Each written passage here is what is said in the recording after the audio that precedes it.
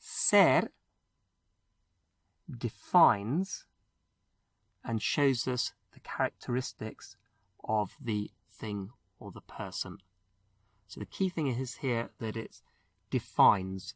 So it is telling us something about the essential quality of the thing or the person or the situation. Estar, by contrast, is describing the state of something. So how it is, not what it is. Now you'll often hear that ser and estar, the differences are to do with being permanent or temporary. But this actually isn't really borne out in practice. So this rule doesn't actually stand up. Let's take, for example, Pedro está muerto. Pedro está muerto. Pedro is dead. Now, according to the permanent and temporary idea, you would say that being dead is pretty permanent, so it should be said. Yet we can see here that that's not how it's used. We have to say Pedro está muerto. So you can see that guide, that rule falls down. But let's go back to the overall rule that I gave you just a minute ago, where I said that ser needs to be used with something that is a defining characteristic, something that shows us the essence of something, the characteristic. And clearly, being dead, although it's a state of Pedro at the moment, poor Pedro at the moment, it's not a quality or characteristic of Pedro. Rather, it describes his state or how he is, but certainly not a characteristic of Pedro. Let's take another example. La mesa está libre. La mesa está libre. The table is free. The table's free, it's not occupied. So we're talking about the state of the table at the moment, but we are not giving any defining characteristics of the table. We're not talking about the qualities of the table, we're talking about its current state, which is why we can use estar and we cannot use ser. We could say la mesa es grande, la mesa es grande, because then we would be talking about a characteristic of the table. And going back to la mesa está libre, let's have a look at libre, free. We could say soy libre, soy libre, I'm free. Now that is a characteristic. I'm free. That is a quality that I possess. I'm free. Soy libre. And by knowing the rule that I've given, you will avoid a very common mistake made by beginners, and that's to use ser with bien. So, for example, if you want to say it's fine or he's well, es bien, which is incorrect.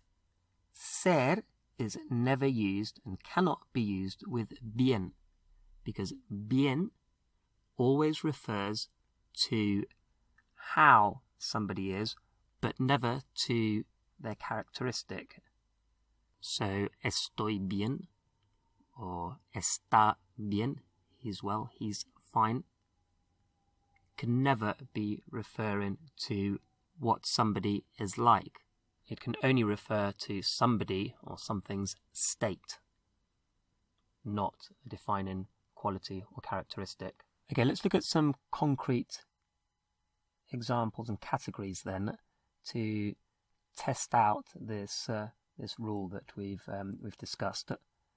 So ser is used whenever we were talking about an impersonal expression. What that means is things like es importante, es posible, es imposible, es probable, es práctico.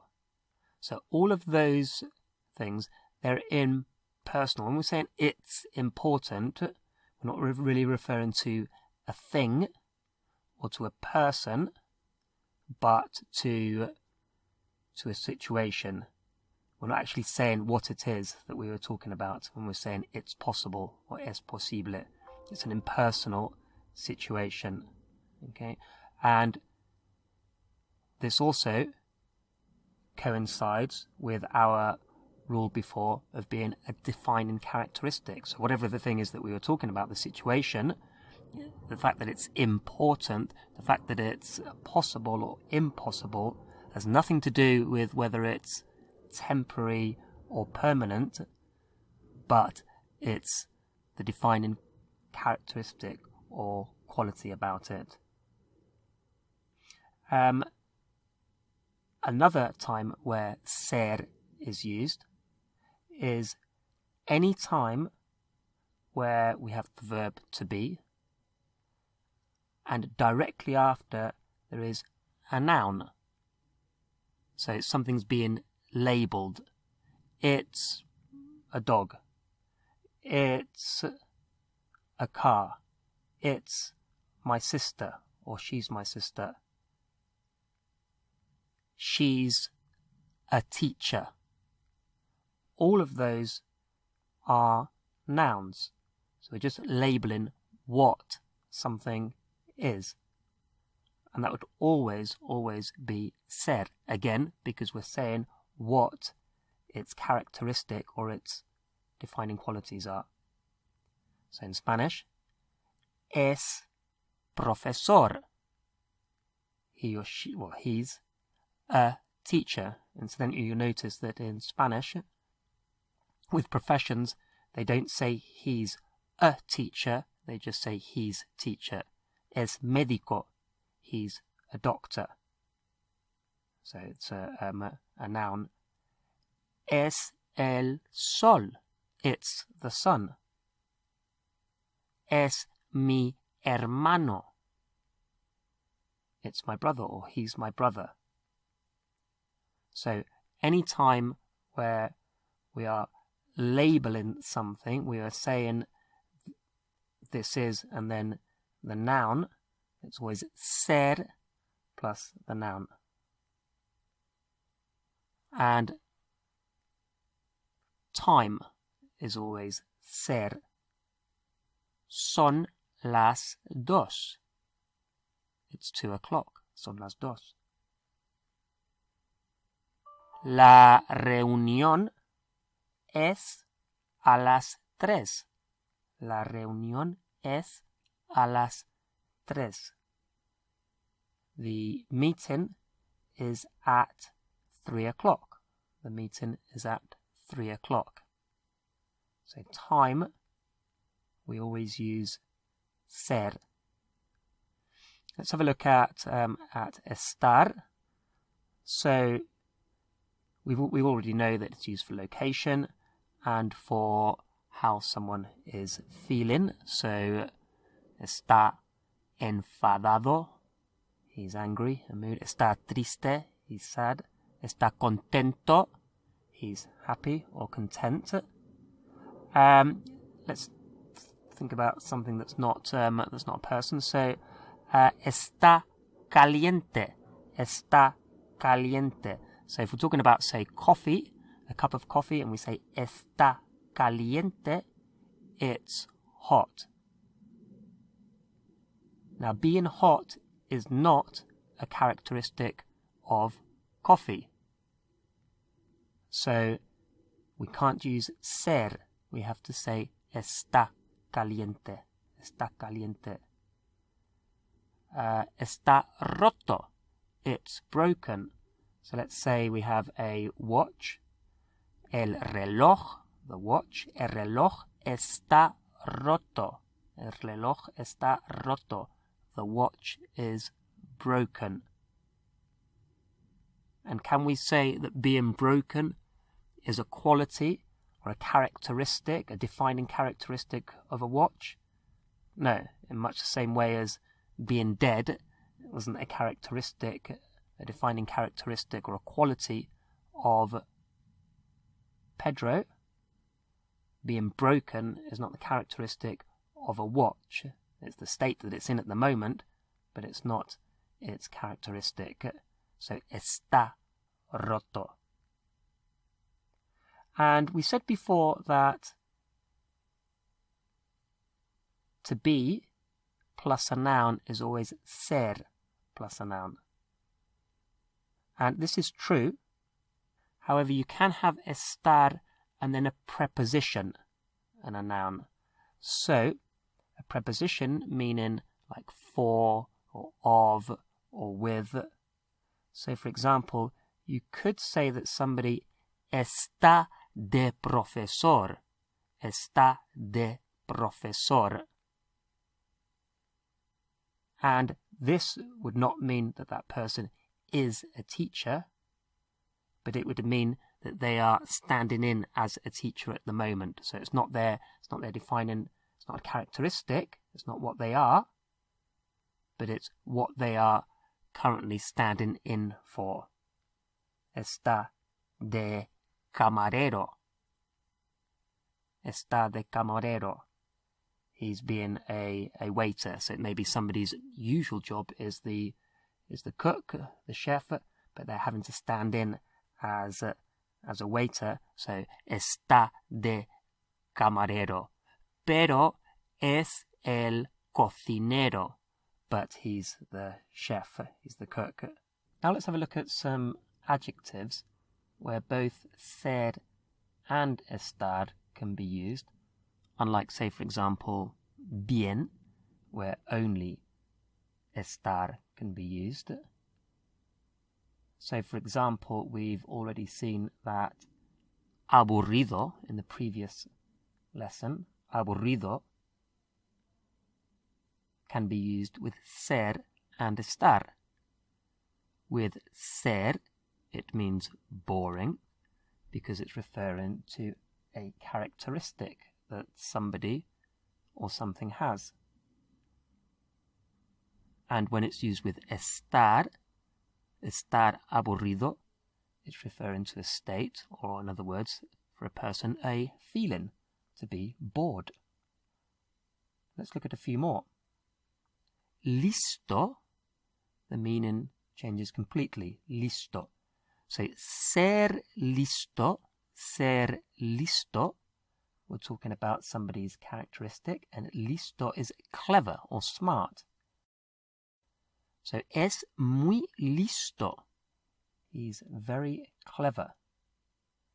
But estar listo means to be ready. So here, of course, being ready is not a characteristic of somebody. It's a state of readiness, to be ready. Estar listo. So, está listo. He's ready. He's ready. Another one is most commonly guapo or guapa. So, attractive, good looking, pretty, handsome. You'll see it used with ser because it's a characteristic of somebody to be good looking. Es muy guapa. She's very pretty or very beautiful. But we can also say está muy guapa or guapo. Está muy guapo or guapa. And here we're not referring to a characteristic, a quality that they have, but we're referring to what they look like now. So they might not usually be considered to be pretty or good looking, but they are dressed up nicely and they look the part. So está guapo. In other words, you're looking good, or he's looking good. Estás muy guapo. You're looking good. Another example would be orgulloso, orgulloso. If we say estoy orgulloso, I'm proud. So in other words, I'm feeling proud. Estoy muy orgulloso de mi hijo. I'm very proud of my son. I'm feeling very proud. But ser orgulloso is going to be a characteristic. And in the same way as in English, we can say somebody is proud. That meaning is slightly different and can be considered to be more perhaps haughty or conceited or vain, but it's a different type of proud. It's a characteristic of somebody, but not how they're feeling. Okay, let's go through, let's actually practice this now. As always, there's no point in learning lots of examples when you haven't had a chance to actually think it through and practice it for yourself. So, going back to our basic rule, ser is used to indicate a characteristic or quality. Whether it's temporary or permanent is irrelevant. And estar is the state of something. So, first column, we've just got es, he or she or it is. And then we have está, he or she or it is. Again, just so we can vary our sentences a little bit, we've got muy, un poco, and bastante. So very, a little or a bit. And then bastante, quite. At the top we have, in the third column, we have roto, broken, guapo, attractive, handsome, whatever, aburrido, bored or boring, frío, cold, americano, American, listo, clever or ready, a las 3, at 3 o'clock, un problema, a problem, difícil, difficult, and de oro. So what something could be made out of, so made from gold or golden. So let's start off with a straightforward one. How would you say she's bored? She's bored. Está aburrida. Está aburrida. Feeling. Está aburrida. How would you say it's broken? It's broken. Está roto.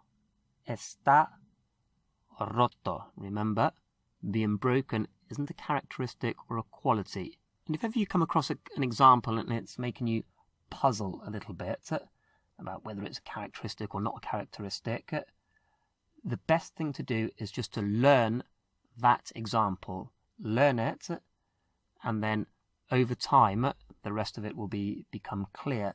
But hang on to those concrete examples. So most of the time, you'll have no difficulty at all deciding. And every now and again, there'll be something that you'll puzzle over. And in those cases, don't overthink it. Just take the example, learn it, and that's that done. Okay, how would you say it's very cold? Let's say we're talking about the drink. It's very cold. Está muy frío. Está muy frío. Or if it's una Coca-Cola, feminine, está muy fría. Está muy fría. How about it's at 3 o'clock? It's at 3 o'clock. Es a las 3. Es a las 3. And this might be one of those occasions where you think, well, is time a quality, a characteristic? Is it a state? Don't give it another thought. Time always uses ser. So, es a las 3. It's at 3 o'clock. How about It's gold, like it's made of gold. It's gold. Es de oro. Es de oro. How about she's very clever. She's very clever. Es muy lista. Es muy lista. What about she is quite boring. She's quite boring. Es bastante aburrida. Es bastante aburrida. How about he looks good today? He looks nice today. He looks attractive. Está guapo. Está guapo. Okay, we're not talking about a quality that he has, a characteristic that he has, although he may do, but at the moment we're just talking about how he looks now in terms of probably the way he's dressed. How about it's a problem? It's a problem. Es un problema. Es un problema. And un problema is, of course, a noun. It's a something, a problem. So, es un problema, it can only be used with ser, because to be plus a noun is always ser. How about she's very pretty? She's pretty. She's very pretty. Es muy guapa. Es muy guapa. What about, let's add a negative in there, he's not ready. He's not ready. No está listo. No está listo. No está listo. How about it's quite difficult? It's quite difficult. Es bastante difícil.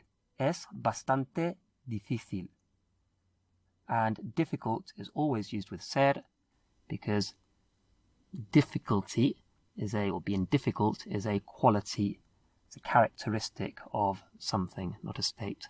So, es difícil.